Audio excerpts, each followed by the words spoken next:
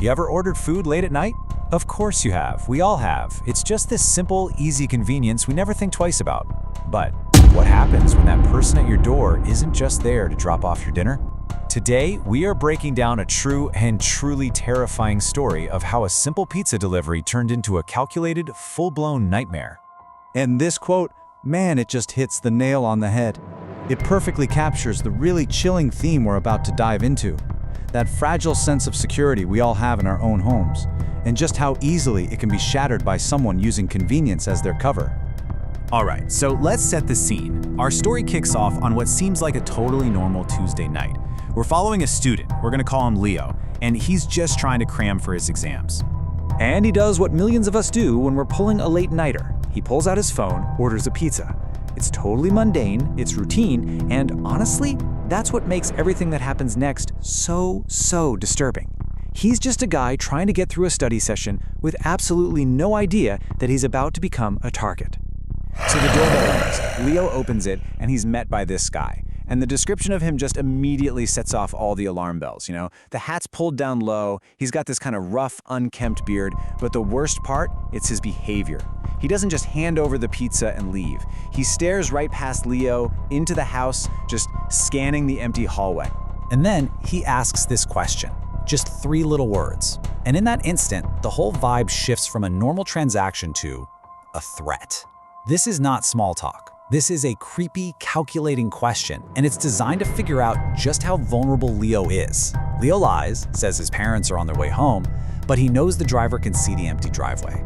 He shuts the door, he locks it, and this little seed of fear starts to grow. So a few nights go by, but that feeling of unease, it just sticks around. And then, the driver comes back.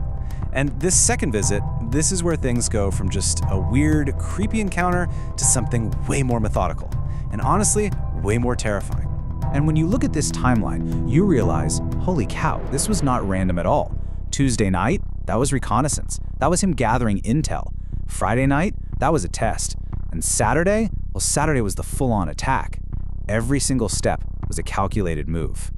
Yeah, so that second visit was no mistake. It was a classic tactic. On Friday night, the same driver shows up, but this time he's holding a package for a name that isn't Leo's. He's not there by accident. No way! He is confirming that Leo is still alone, he's testing his reaction, and he's getting another good look inside that house. And this is the detail that's just blood-chilling. This is what confirms all of Leo's worst fears. After Leo tells him he has the wrong address, the driver doesn't walk back to a delivery van or get in a car, he just walks to the end of the street and vanishes into the darkness. He was on foot. This was never, ever a real delivery. It was a mission. The very next night, Saturday, the plan goes into motion. The testing phase is over. This is it. This is the horrifying climax of the story, where the threat is no longer just at the door, it's coming from all sides.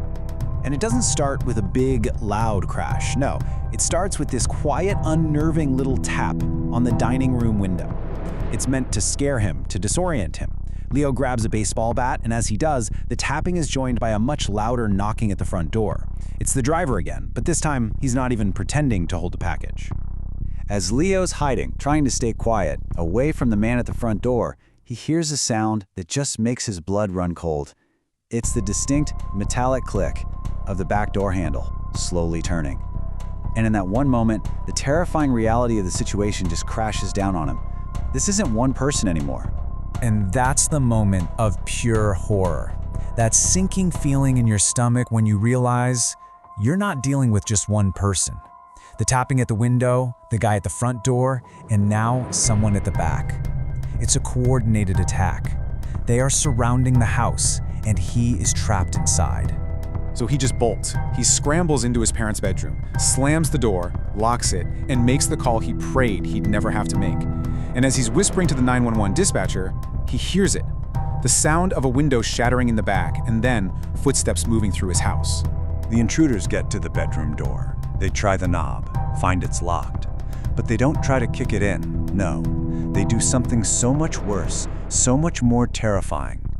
They just start tapping. This light, rhythmic tap, tap, tap on the door. They aren't in a hurry. They know he's in there. They're toying with him. And then, thank God, the sound of sirens wails in the distance and the intruders take off, fleeing just in the nick of time. But just because they're gone doesn't mean the horror is over. Oh no. What the police found next reveals just how deep and calculated this whole plot really was. So the police get there like seconds later.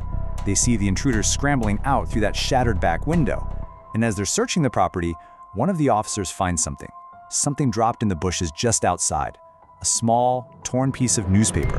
And on the back of that little scrap of paper are handwritten notes, his exact address, the number of his room, and his car's license plate number. This wasn't a random crime that started with a pizza delivery. No way. Leo had been targeted, he'd been watched, and he'd been studied for weeks. So does this story have an ending?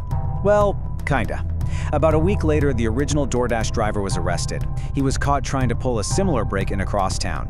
He was the ringleader, but knowing he's caught, that doesn't just erase what happened. So what's the big takeaway here? What does this absolutely terrifying true story teach us?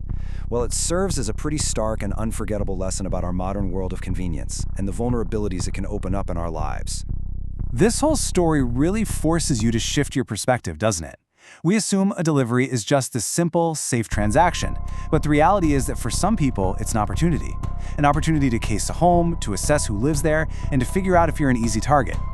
And that's really the heart of it, right? We think of our front door as this great big shield, but every single time we open it to a stranger, we are briefly, for just a moment, lowering that shield. And in that moment, you have to be aware. You have to trust your gut if something feels off. So I'm going to leave you with this one last thought. And it's a bit of a chilling one. The convenience of having anything you want delivered right to your door is amazing, no doubt. But this story is a reminder to ask a pretty tough question. The next time you're waiting for that delivery notification to pop up, do you know for sure who might be waiting for you?